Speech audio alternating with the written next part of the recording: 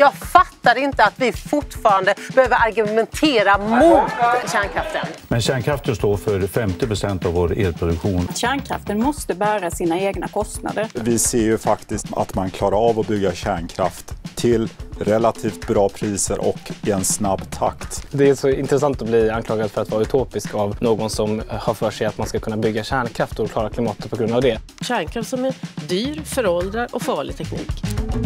Kärnkraft är farlig, dyr och långsam att bygga. Eller är kärnkraft säker, lönsam och effektiv? Meningarna går isär, beroende på om du frågar energiingenjörer eller klimataktivister. Det är någon som jag tror ska limma fast sig på golvet här. Jag är limmad! Jag heter Henrik Jönsson och jag är en oberoende libertariansk entreprenör och samhällsdebattör. Varför anses kärnkraften vara en kontroversiell energikälla? På vilka grunder bekämpas kärnkraften politiskt? Och vad händer med ett samhälle som berövas sin planerbara energi? Dessa frågor tar jag upp i veckans video om kärnkraftsmyter.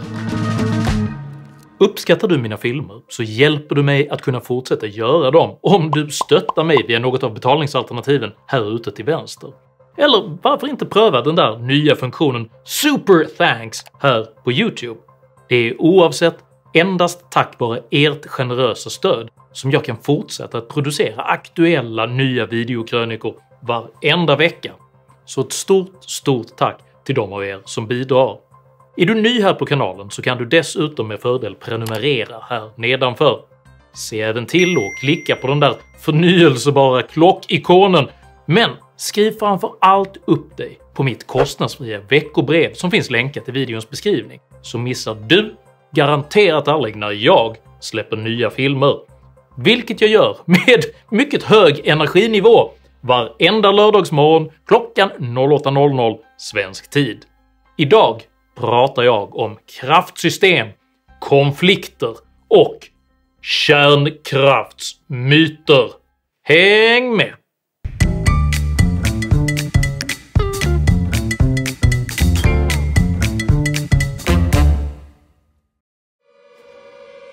Antikens spartaner dyrkade skräckguden Phobos eftersom de visste att oro, skräck och rädsla riskerade att göra dem oförmögna att fatta rationella beslut i strid. Det är även just från guden Phobos som det irrationella rädslebegreppet fobi har fått sitt namn. Trots att denna typ av rädsla oftast beror på okunskap, missuppfattningar och myter så kan den än idag påverka hela samhällens förmåga till att fatta rationella beslut. Ett exempel på denna fobiska mytbildningskonsekvenser är hur stora delar av västvärlden just nu håller på att avveckla sin kärnkraft, trots att kärnkraften är både säker, högeffektiv och koldioxidfri. Faktum är att nästan alla argument mot kärnkraft som framförs i den svenska samhällsdebatten är baserade på antingen överdrifter, missförstånd eller just ren mytbildning. Därför tänker jag idag, likt mina spartanska förebilder, ge mig direkt på bekämpandet av den fobiska rädslan genom att avslöja 5 myter om kärnkraft. Somliga påstår att tusentals människor skulle ha dött på grund av kärnkraft. Detta stämmer inte, för tvärtom är kärnkraften den statistiskt säkraste energikällan som finns. Ofta framhålls olyckan vid Fukushima-verket i Japan 2011 som ett exempel på hur farlig kärnkraften är. Men faktum är att inte en enda person dog av strålning i Fukushima. Detta trots att kärnkraftverket utsattes för den 4:e största jordbävningen någonsin, vilken alltså var så kraftfull att den flyttade hela Japan 2 meter österut och dessutom påverkade jordens axel. Efter detta dränktes hela anläggningen i en tsunamivåg som var så stor att 60 000 människor tvingades evakuera. Många dog i tsunamivågen. En del dog på grund av jordbävningen. Några få dog av själva evakueringsarbetet, men ingen dog alltså på grund av kärnkraften. Detsamma gäller den ökända Harrisburg-olyckan på 3 Mile Island i USA 1979, vilken gav upphov till ett enormt kärnkraftmotstånd, inte minst här i Sverige. Men faktum kvarstår. Inte en enda person kom till skada i samband med Harrisburg-olyckan. Tjernobyl-olyckan i ukrainska Pripyat 1986 betraktas av många som den värsta kärnkraftsolyckan i historien, vilken utlöstes av att operatörerna genomförde ett felaktigt experiment i en felkonstruerad sovjetisk reaktortyp utan inneslutningskupol. Trots att detta var ett fullskaligt kärnkraftshaveri dog ändå bara 31 personer, varav 28 under själva släckningsarbetet. Oaktat att varje enskilt dödsfall naturligtvis är en tragedi, så kvarstår faktum. Jämför man dessa dödstal med övriga energislag så är kärnkraften överlägset säkrast. När exempelvis oljeplattformen Deepwater Horizon exploderade år 2010 dog 11 personer och olja flödade ut i den mexikanska gulfen under 3 månaders tid. När vattenkraftverket Bianqiao i Kina kollapsade 1975 dränktes mellan 170 000 och 230 000 människor i översvämningarna. Faktum är att bara föroreningarna från förbränning av fossila bränslen enligt Världshälsoorganisationen beräknas döda runt 7 miljoner människor varje år. För att vara tydlig, detta innebär alltså att kolkraften dödar ungefär 200 000 gånger fler än alla kärnkraftsrelaterade dödsfall i hela historien varje år.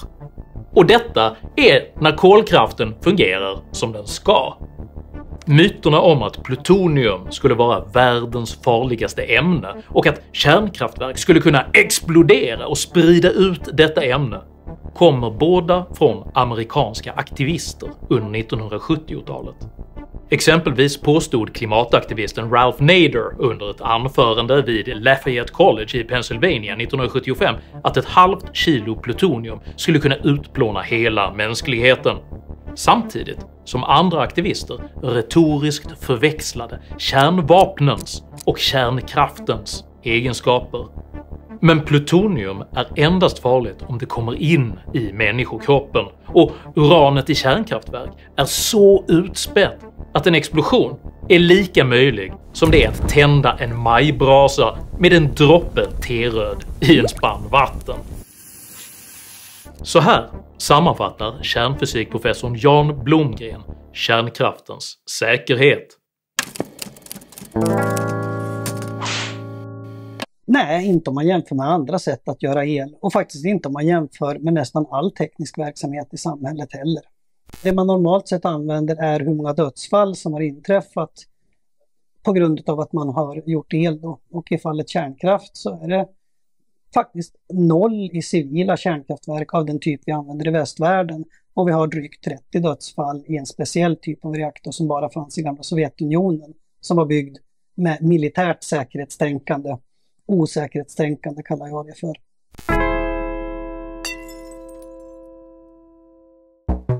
Du har kanske hört att kärnkraft skulle producera stora mängder av mycket farligt avfall som måste lagras i hela 100 000 år för att inte vara skadligt.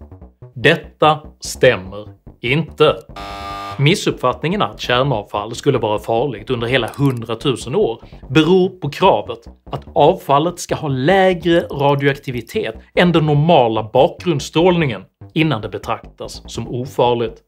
I själva verket blir avfallet hanterbart redan efter 300 år och ligger sedan ytterligare 99 700 år i förvaring på grund av de hårda gränsvärdena. Detta beror på att man blandat samman värdena för helt olika ämnen som bildas inuti kärnreaktorn. I denna skapas både starkt radioaktiva ämnen med kort halveringstid och svagt radioaktiva ämnen med en lång halveringstid. De starkt radioaktiva ämnena är ofarliga efter ungefär 300 år. De svagt radioaktiva ämnena är ofarliga redan från början, så länge de inte kommer in i kroppen. Så om du inte planerar att äta kärnavfall så är det alltså relativt säkert att hantera dem redan efter 300 år. Inte heller avfallsmängden är något problem, eftersom kärnkraftens volymeffektivitet är så hög att allt uttjänt kärnbränsle som någonsin har producerats i Sverige med lätthet skulle få plats i en medelstor svensk stuga. Faktum är att en typisk svensk medborgares livstidskonsumtion av energi skulle generera mindre kärnavfall än vad som ryms i ett vanligt dricksglas. Så här kommenterar kärnfysikprofessor Jan Blomgren kärnkraftsavfallet. Jag kan faktiskt illustrera hur mycket det handlar om. Här har vi lite kärnkraftsbränsle. Oops, här råkar drälla lite grann. Ja, vore de här riktiga, det är de inte, det här är lakrits. Men vore de riktiga så skulle vi kunna sitta här. Strålningen från dem kommer bara några centimeter i luft. Får jag låna glaset? Varsågod. Det där kan ge all el som du behöver i ditt liv. Kärnkraften har stått för ungefär hälften av elen i Sverige i snart 50 år. Om man skulle gjuta en enda stor klump av det avfallet, det ska man inte av andra skäl, men skulle man göra det, då blir det stort som ett mellanstort svenskt hus. En vanlig villa. Så sammanfattningsvis, ska man vara orolig över hanteringen av uttjänt kärnbränsle? Nej. Vill man vara orolig så finns det annat som är mycket effektivare att vara orolig för. Kärnkraftsmotståndare påstår gärna att kärnkraften är dyr. Detta stämmer inte. Faktum är att kärnkraften är den långsiktigt billigaste energikällan som finns. Myten om den dyra kärnkraften beror huvudsakligen på kärnkraftsfientlig reglering för att omöjliggöra drift av kärnkraft i Sverige. Under många decennier infördes allt från kärnkraftsspecifika skatter till totalförbud att ens forska om kärnkraft i Sverige. Och i samband med att Miljöpartiet blev regeringsparti 2014 formulerade partiet kärnkraftens framtid så här. Ett helhetsgrepp tas om Vattenfall och styrningen av bolaget i syfte att göra det ledande i omställningen av energisystemet mot en högre andel förnybar energi. Vattenfalls planer på att förbereda för byggandet av ny kärnkraft avbryts. Så här resonerade dåvarande klimat- och miljöminister Åsa Romson. Den 1 oktober presenterade den nya rödgröna regeringen sin energiöverenskommelse som bland annat innehöll ett stopp för Vattenfalls planering av ny kärnkraft. Vi ska säkerställa att det stängs kärnkraftsreaktorer under den här mandatperioden och det kommer också att bli så. När nu kärnkraften ska stå för en större del av sina samhällsekonomiska kostnader så kommer de äldsta reaktorerna inte längre att vara lönsamma och därför kommer de att stängas. Mats Ladeborn delar inte den uppfattningen. Nej, jag anser att kärnkraften bär alla sina kostnader idag. Ja, allting handlar ju om vilka saker man räknar in. Räknar man in riskpremierna till exempel för eventuella olyckor i framtiden, då finns det ingen kärnkraft på jorden som bär sina samhällsekonomiska kostnader. Det är inte sant helt enkelt. Inte som jag räknar i alla fall. Vattenfalls dåvarande vd Magnus Hall konstaterade lakoniskt: de nya direktiven kommer att innebära en jätteutmaning som kommer att kräva stora nedskärningar. Läget är väldigt allvarligt. Hall fick som konsekvens en sträng uppsträckning av Miljöpartiets energipolitiska talesperson Lise Nordin. Det är regeringen som bestämmer vad Vattenfall ska syssla med och det är Vattenfalls uppgift att verkställa det som regeringen beslutar. Det finns inget utrymme för sådana här uttalanden framöver. Målsättningen att kärnkraften skulle kunna sägas vara olönsam uppnåddes först efter att man hade ersatt styrelsemedlemmar i det statliga energibolaget Vattenfall med bland annat den aktive kärnkraftmotståndaren Thomas Kåberger. Det var marknadsskäl som gjorde att ägarna till reaktorerna stängde kärnkraften. Kärnkraften måste bära sina egna kostnader. Vattenfall stängde de här reaktorerna av lönsamhetsskäl. Utan det är ju marknaden som avgör hur stor andel kärnkraftsel vi kommer ha i framtiden. Socialdemokraterna konstaterar idag kavat på sin hemsida att det har varit tillåtet att bygga ut kärnkraften i 10 år, men investeringsviljan från företagen har saknats. Det är dock det politiska kärnkraftsmotståndet och den svajiga energipolitik som regeringen för som omöjliggör investeringar. Initialinvesteringen för kärnkraft är nämligen runt 60 miljarder kronor per reaktor. En kostnad som måste hämtas in över tid på grund av låga driftskostnader och 90% leveranskapacitet över 60 till 80 år. Denna typ av långsiktiga investeringar i svensk energi uteblir dock på grund av den politiska maktens oberäkneliga förhållande till kärnkraftens framtid. Som jämförelse kostar ett vindkraftsbygge ungefär 70 miljarder kronor för att uppnå samma effekt som kärnkraft, men har bara 40% leveranskapacitet på grund av sin oplanerbarhet. I vindkraftens siffror har inte heller nätkostnaden räknats in, vilken i kärnkraftens fall endast är mellan 5 och 10% på grund av centraliserad produktion, medan vindkraftens nätkostnad ofta är lika stor som hela produktionskostnaden eftersom fler nya kabelanslutningar måste göras. Dessa vindkraftskostnader lägger regeringen i tysthet direkt på energikonsumenten till en beräknad nota på ungefär 5 000 kronor årligen per elkonsument. Så här kommenterar Jan Blomgren kärnkraftens ekonomi. Det där hör också till de moderna myterna. Nej, det är faktiskt inte det. Däremot kostar det mycket pengar till en början. Det kostar mycket pengar att bygga kärnkraftverk, men det är ganska billigt att köra det och det håller väldigt lång tid. Man hör ju ofta i samhällsdebatten, politiker till exempel, som talar om att det är marknaden som har valt bort kärnkraften. Hur skulle du bemöta det? Det är ju politiska beslut som gör att man inte har byggt så mycket kärnkraft de senaste åren i västvärlden. Kan man övertyga befolkningen om att det här är så dyrt så ingen vill satsa på det, då behöver man inte ta ansvar för sina politiska beslut. Kärnkraftsmotståndare hävdar ofta att det skulle ta 20 eller till och med 30 år att bygga ny kärnkraft i Sverige och att energikällan därför är obsolet. Detta stämmer inte. Den genomsnittliga byggtiden för nya reaktorer är drygt 7 år. Men uppe på detta kommer en tillståndsprövning som i Sverige tar mellan 7 och 10 år.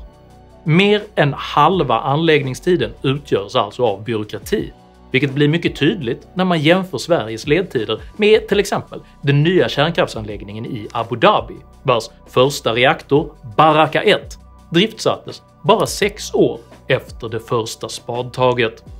I detta avseende haltar även vindkraftens påstådda snabbhet. Men vi kommer behöva mycket mer el, definitivt från vindkraft som just nu är både snabbast och billigast att bygga ut. Eftersom även vindkraft måste genomgå samma långa prövning som kärnkraft och de omfattande nätanslutningstiderna för havsbaserad vindkraft ofta inte ens inkluderade i konstruktionsprognoserna.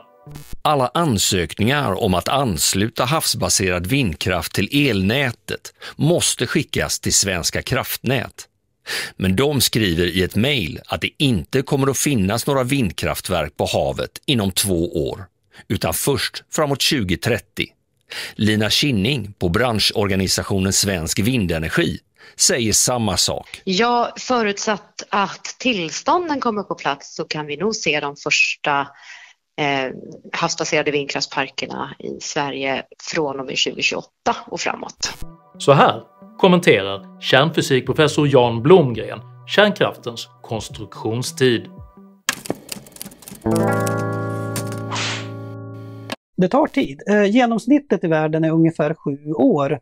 Från att man först kör omkring med maskiner på tomten till att man kan skicka ut el på elnätet. Faktum är att idag är det ett större problem med tillstånden. Det tar ofta längre tid än 7 år att få tillstånd att ens börja. Så där är den stora tiden. Kärnkraftsmotståndare påstår ofta att kärnkraften är beroende av ryskt uran. Detta stämmer inte. Ryssland beräknas endast ha 8% av världens uranfyndigheter, medan Kazakstan med sina 35%, Australien med sina 30% och Kanada med sina 13% tillsammans äger över 78% av uranmarknaden. Faktum är att kärnkraft och kolkraft är de enda två energislag som är helt oberoende av just Ryssland och Kina.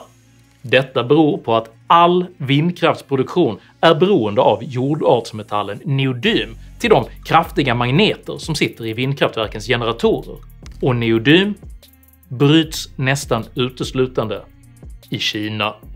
Så här kommenterar kärnfysikprofessor Jan Blomgren beroendesituationen. Nej, det är det inte. Faktum är att kärnkraft och kolkraft, det är de enda sätt vi har att göra el där vi inte gör oss beroende av vare sig Ryssland eller Kina. Ryssland har bortåt 10% av alla uranreserver i världen. Men större delen av allt uran finns i demokratier. Och den största leverantören i världen är inte alls Ryssland, de är ganska långt ner i listan. För att sammanfatta. Kärnkraften är alltså inte farlig utan säkrare än andra energislag. Kärnkraftens avfall är mindre, mer kompakt och rätt hanterat säkrare än många andra restprodukter. Kärnkraften är inte dyr utan det långsiktigt billigaste energislag som finns. Kärnkraften tar inte speciellt lång tid att bygga. I Sverige är det huvudsakligen tillstånden som tar tid. Kärnkraften är inte heller beroende av ryskt uran. För kärnkraft är tvärt emot det enda energislag utöver kol som är helt oberoende av både Ryssland och Kina. På grund av detta bör Sverige omedelbart avveckla sin fobiska skräck för kärnkraften. Tycker du att Sveriges energiförsörjning är viktigare än upprätthållandet av en fobisk antipati gentemot kärnkraft? I så fall tycker jag att du ska dela den här videon med dina vänner, och varför inte prenumerera på min YouTube-kanal när du ändå är i farten. Har du egna erfarenheter av det irrationella kärnkraftsmotståndet? Dela i så fall gärna med dig av dina erfarenheter i kommentarsfältet här nedanför. Jag uppskattar all respektfull kommunikation. Kom dock ihåg att alltid vara artig, även mot dina meningsmotståndare.